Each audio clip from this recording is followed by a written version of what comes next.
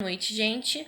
A gente vai falar um pouquinho dos transtornos psicológicos durante a gestação e o pós-parto, né, que é no puérpero. Então, a gente vai conversar um pouquinho, a gente vai explicar um pouquinho como que funciona, como que o profissional da saúde pode lidar com essa situação. Eu vou falar sobre o tema do meu trabalho, que é o transtorno psiquiátricos na gestação e no puerpério. A gestação e o puerpério são períodos da vida da mulher que precisam ser avaliados com especial atenção, pois envolvem inúmeras alterações físicas, hormonais, psíquicas e de inserção social, que podem refletir diretamente na saúde mental dessas pacientes. Então, o que acontece? A gestação é um período de transição que faz parte do desenvolvimento humano.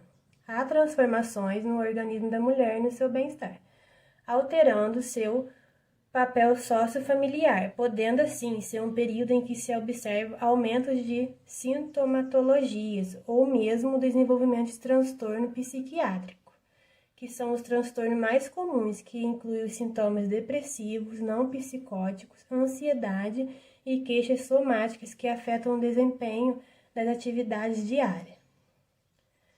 Aí eu vou falar um pouquinho também sobre os transtornos psiquiátricos puerperais, que são classificados como disforia do pós-parto, que é a puerperal blues, depressão pós-parto e a psicose puerperal. A puerperal plus costuma acometer as mulheres nos primeiros dias após o nascimento do bebê, atingindo um pico no quarto ou quinto dia após o parto e permitindo de maneira espontânea no máximo em 2 semanas. Se for leve, continua no tratamento psicológico. E pode também, né, o obstetra e a família e mais o psicólogo trabalharem junto e mais a equipe de enfermagem para ajudar essa paciente. No caso de entrar um psiquiatra, ter que entrar com um medicamento farmacológico, é óbvio que aí já está evoluindo o quadro, né, para algo grave. E esses sintomas, elas podem odiar o feto, odiar, rejeitar o desenvolvimento do feto, até mesmo o pós-parto, no puerpério, elas podem apresentar sintomas de ódio, de raiva com esse bebê, com esse recém-nascido, e não cabe a nós julgá-las, mas sim ajudá-las. E pode entrar com medicamento farmacológico, como sertralina, por exemplo, e outros medicamentos na quais eu tenho colegas de classe aí que vai citar.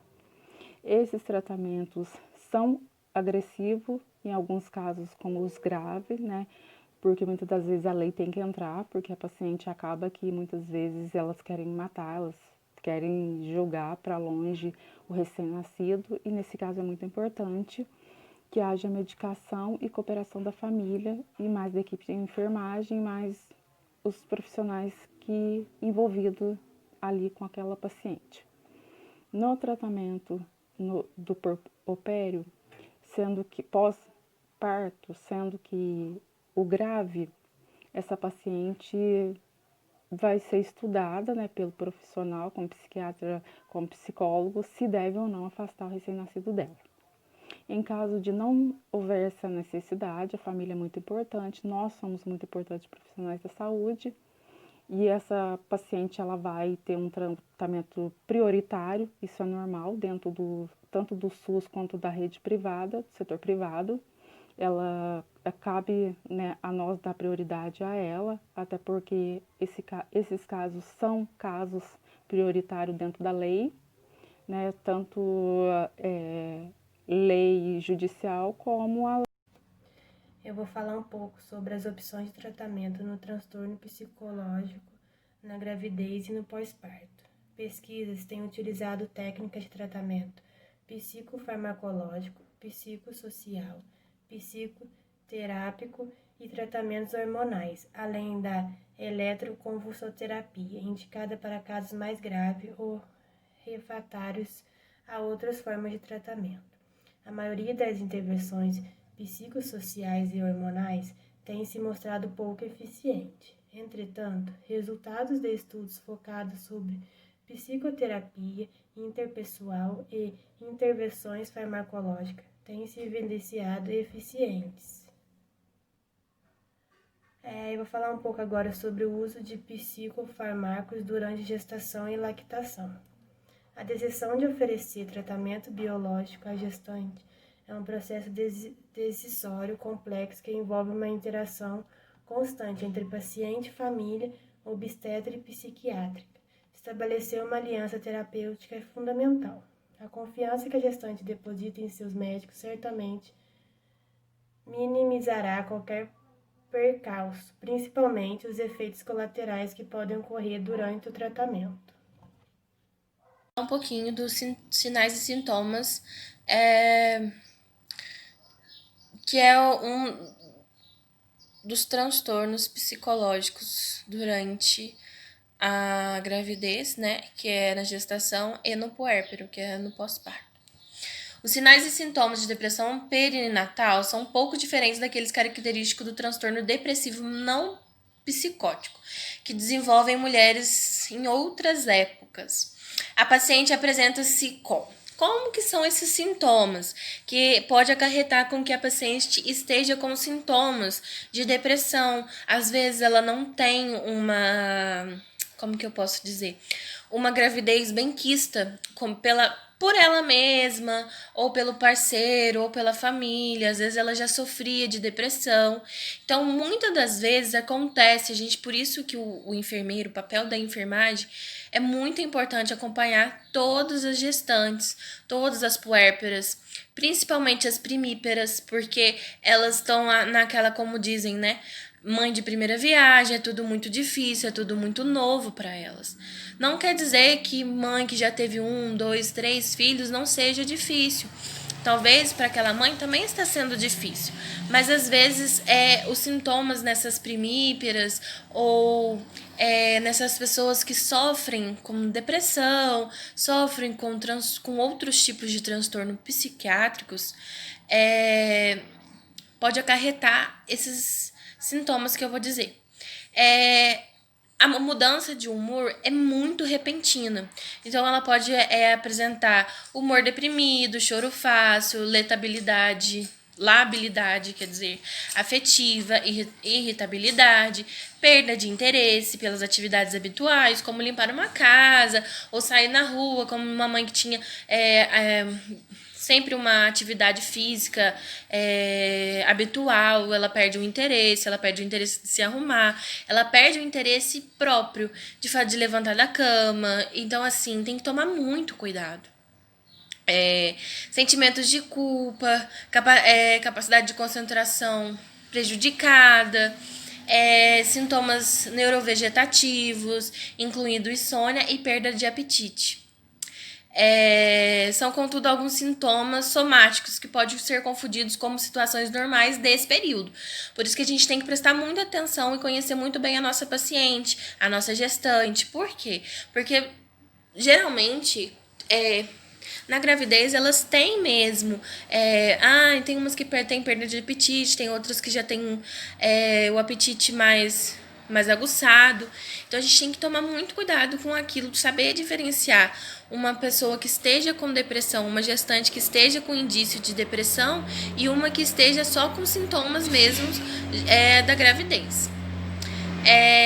Assim, alguns sintomas como hipersonia, aumento de apetite, fadigabilidade fácil, diminuição do desejo sexual e queixas de dor, desconfortos em diferentes sistemas. São poucas utilidades para o diagnóstico de depressão nessa fase. E também tem os sinais e sintomas na DPP, que é do pós-parto. A DPP, ela desaparece, que né, a depressão pós-parto, ela desaparece no 16º mês. As mulheres que apresentam mais sintomas têm a oportunidade de pegar o seu bebê nos primeiros 30 minutos. Elas sofrem algumas complicações físicas e as complicações que surgem durante o parto aumentam os riscos de ter a depressão pós-parto. O primeiro mês, né, que é o pós-parto. Perda de prazer ou interesse na vida, mau humor, especialmente na parte da manhã, tristeza, choro, exaustão que não é aliviada pelo sono, sentimento de culpa, perda de peso, baixo nível de energia, irritabilidade, já falei, higiene pessoal precária, constipação intestinal, preocupação e falta de foco, indecisão, concentração diminuída, ansiedade, desespero e até mesmo, gente, a rejeição daquele bebê. Então, assim, é muito importante a gente estar acompanhando, a gente perguntar como que ela está se sentindo, como que é a gravidez, se foi planejado, se não foi planejado. Tudo isso envolve uma questão de uma saúde mental, uma saúde de um bem-estar daquela gestante, daquela família. Por isso que é muito importante o papel da enfermagem. Eu vou frisar de novo, é muito importante a gente estar presente na vida dessa paciente, né, dessa gestante. Depois que o neném nasce, né, se a gestante não tá indo procurar o posto, a gente vai atrás, faz a busca ativa, vê como que tá sendo, né, a situação, como que tá indo aquela criança, como que a mãe está se saindo. Então, tudo isso é muito, como que eu posso dizer, é muito importante. Muita gente pergunta, eu vi isso muito, fiz uma grande pesquisa, né?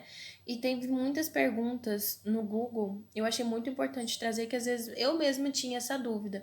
Se a gestante pode fazer o uso de medicamento quando é diagnosticado com algum transtorno psicológico. O tratamento geralmente é o transtorno, né? Aquele que mais pega é a depressão. Em mulheres grávidas ou planejadas em engravidar, requer cuidadosa avaliação dos riscos e benefícios a paciente e ao feto. Mulheres que estão em tratamento de depressão devem planejar a gravidez juntamente com o seu médico, né? O ginecologista, o psiquiatra, a enfermeira, obstetra. Então tem que ter todo um acompanhamento. Discutindo a ideia com o seu psiquiatra e obstetra, como eu acabei de dizer. Em casos específicos, inicialmente apenas com a psicoterapia, pode ser a opção de tratamento. As medicações antidepressivas devem ser consideradas para gestantes com sintomas moderados a graves.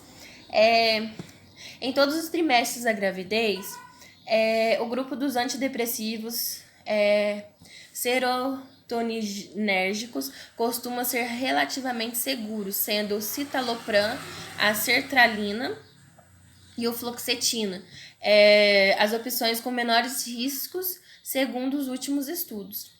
Então, esses são os medicamentos que não oferecem risco ao bebê. Embora os antidepressivos tricíclicos sejam seguros quanto ao aspecto da má formação ou teratogênese da criança. Formação e desenvolvimento de anomalias do bebê. Eles não seriam adequados para o fim da gravidez. Então, tem todo um caminho para a gente seguir, todo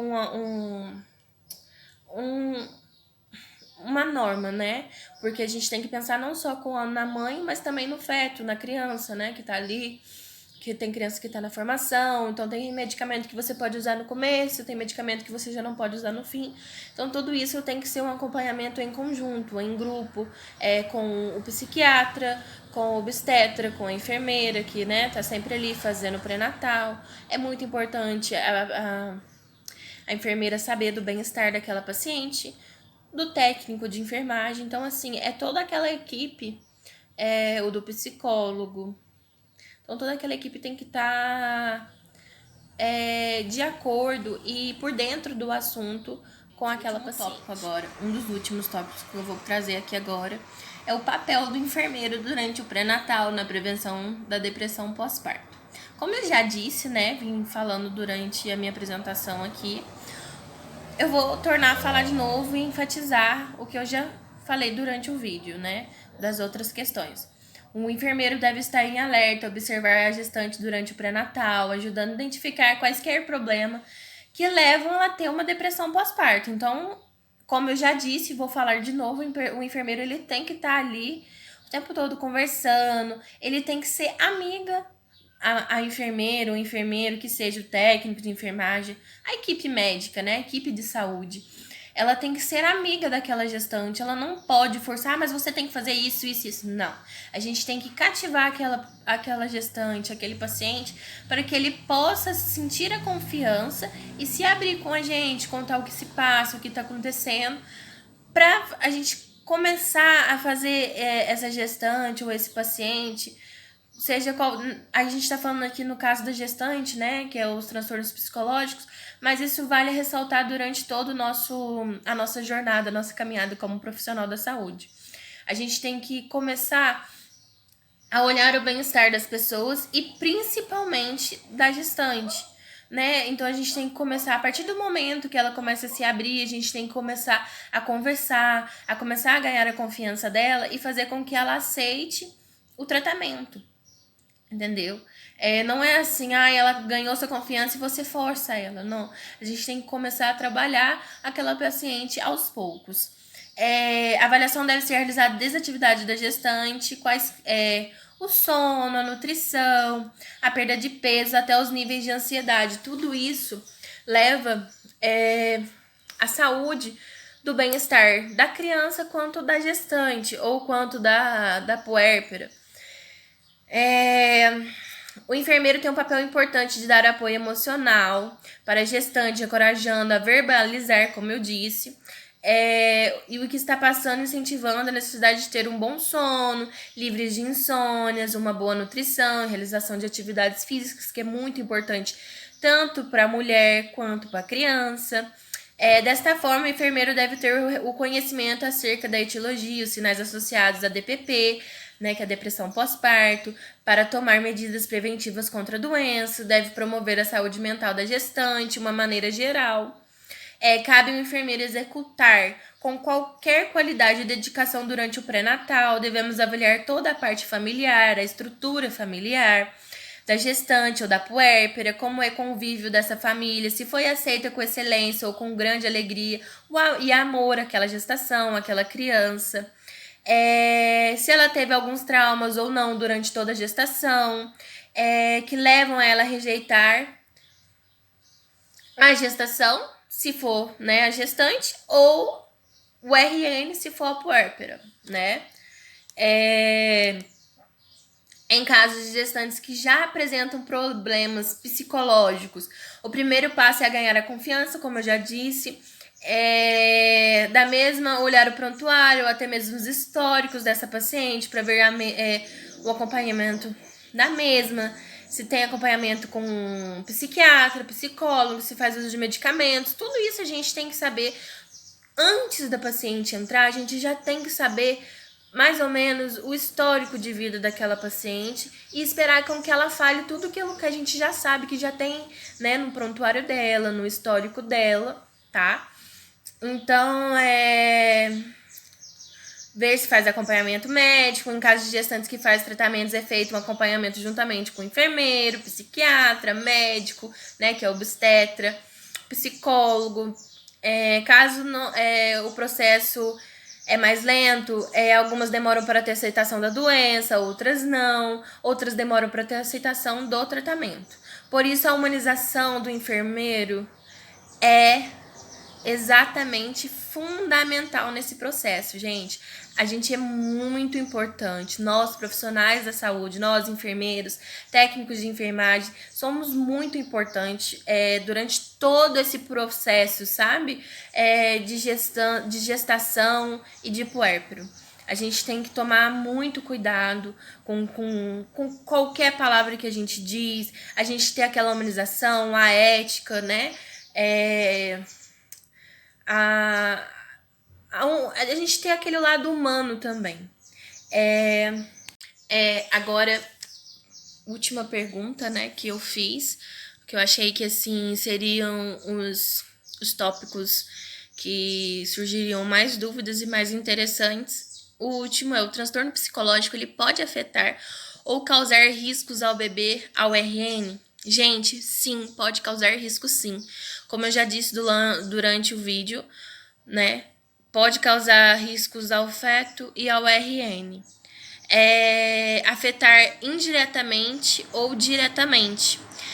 Pois nem sempre a mãe vai estar disposta para dar toda a atenção, todo o cuidado necessário para aquela criança, ou pelo feto, né, que tá na barriga. Por quê? Porque às vezes ela não vai tomar o medicamento certo, ela não vai se alimentar direito, ela vai ter aquela depressão, ela vai ter todos aqueles sinais e sintomas que eu disse lá em cima. Pode sim, que pode prejudicar, tá? E pode também dar o cuidado necessário para a criança depois que a criança nasce. Muitas das vezes, no colapso de rejeição, por conta do transtorno, a puérpera acaba tomando atitudes inesperadas, como não amamentar, não dar banho, simplesmente deixar o bebê de lado. É muito triste, gente. É por isso que a gente tem que ter todo o cuidado, toda a humanização necessária, todo o bem-querer. A gente tem que usar o nosso lado humano, o nosso lado profissional. Então, assim, toda a questão quando se lida com às vezes aquela pessoa, né, aquela gestante, aquela mulher não tem uma família que dê apoio, não foi muito bem quista. Então tudo isso leva uma pessoa a ter aquela rejeição com aquela criança. Então o recado que eu quero dar agora para todo mundo eu sei que ainda, né, a gente não tá no ramo ainda, mas a gente vai entrar, se Deus quiser, todos nós, que sempre que a gente puder, que a gente sejamos ou sejam, né, sempre os melhores. Sempre procurar ser o melhor, sempre procurar o lado humano, ter a humanização,